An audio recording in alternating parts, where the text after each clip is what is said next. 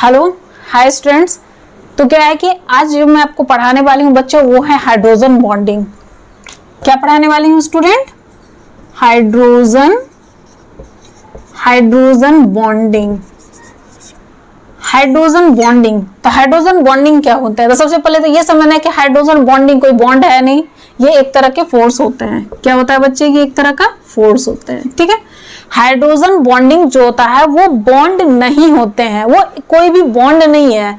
वैसे covalent bond, ionic bond, तो ये मॉलिक्यूल्स के बीच में लग रहा है जो बॉन्ड होते हैं, तो वो बॉन्ड यहाँ नहीं है। यहाँ पे हाइड्रोजन बॉन्डिंग भले लिखा हुआ है, लेकिन ये एक तरह का फोर्स होते हैं।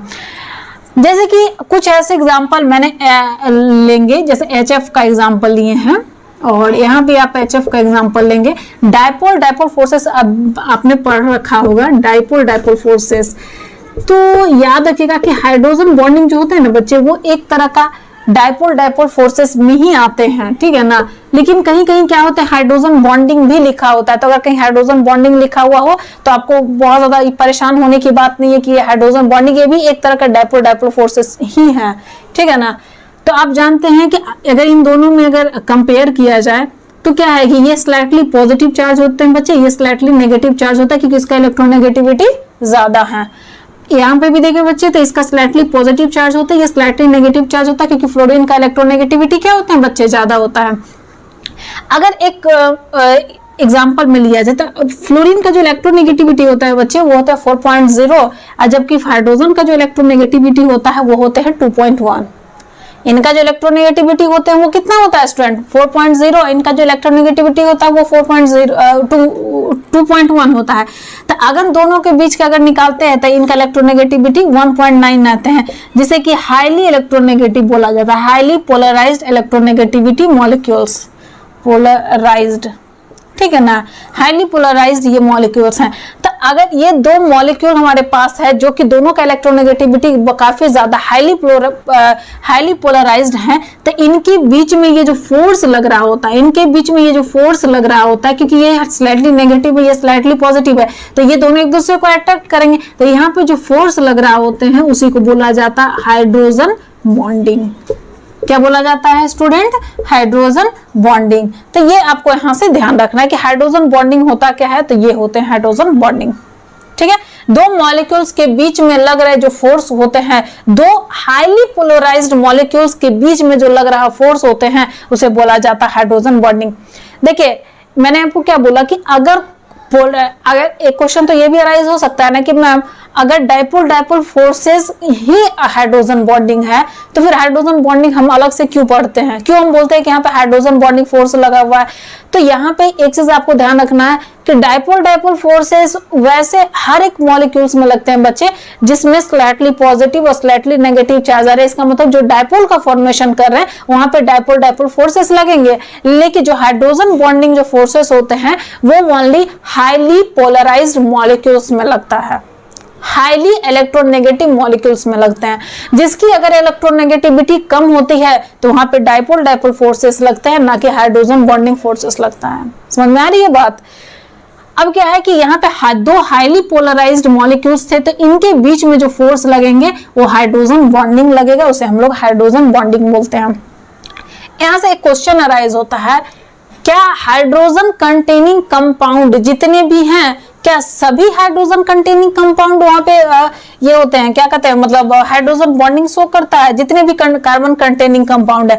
तो कार्बन कंटेनिंग कंपाउंड का अगर एग्जांपल देखा जाए तो क्या हो जाएगा?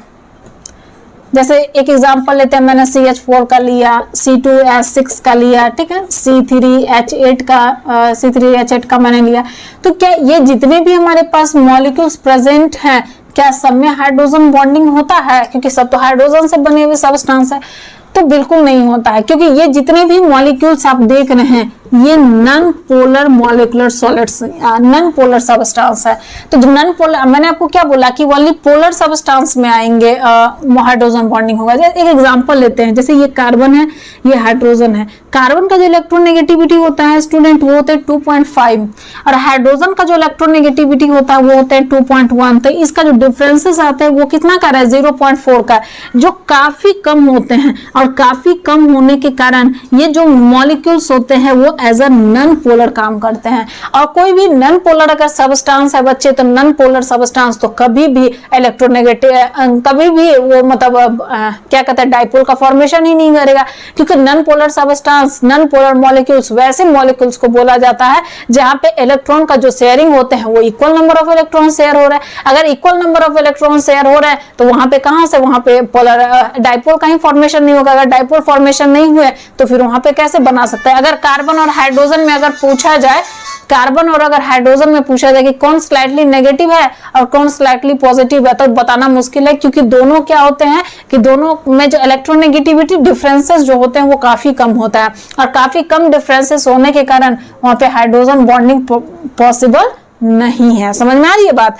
तो ये छोटे से पॉइंट है, ये आपको याद रखना है कि जो हाइड्रोजन जो बॉन्डिंग होते हैं, ऐसा नहीं कि हाइड्रोजन कंटेनिंग कंपाउंड, जितने भी हाइड्रोजन कंटेनिंग कंपाउंड है, क्या सारे के सारे हाइड्रोजन कंटेनिंग कंपाउंड में वहां पे क्या कहते हैं, डाइपोल डाइपोल फोर्सेस या फिर हाइड्रोजन बॉन्डिंग होता है, नहीं होते हैं। ये यहां से आपको याद रखना है, ठीक है।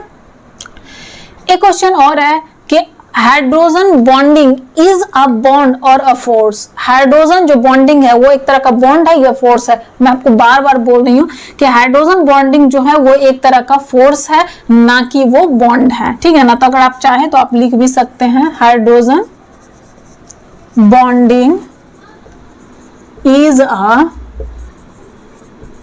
Type of force not a bond, ठीक है बच्चे।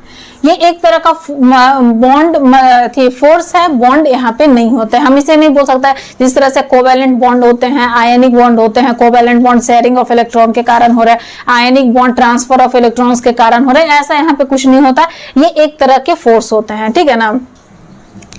अगर पूछा जाए कि यहाँ पे what type of bond is present in hydrogen bonding, hydrogen bonding में किस टाइप के बॉन्ड प्रेजेंट होते हैं, what type of bond is present in hydrogen bonding. Hydrogen bonding में किस टाइप का बॉन्ड प्रेजेंट होता है, तो यहाँ पे याद रखना है कि यहाँ पे एक तरह का केमिकल बॉन्ड होते हैं। ये एक तरह के केमिकल बॉन्ड ही होते हैं, केमिकल बॉन्ड प्रेजेंट होते हैं, और इनके बीच में जो फोर्स लग रहा, केमिकल बॉन्ड बोल सकते हैं, और इनके बीच में जो फोर्स लग रहा होता है वो होते हैं इंटरमॉलिक्यूलर फोर्सेस। क्या होते हैं बच्चे, इंटरमॉलिक्यूलर फोर्स। तो ये छोटे छोटे से पॉइंट है स्टूडेंट जो आपको आने चाहिए, और ये आपको आता भी है, ऐसा नहीं है कि नहीं आते हैं। तो अगर इस तरह से छोटे छोटे लेक्चर्स देखना चाहते हैं तो आप चैनल को सब्सक्राइब कर लें। Good day, thank you.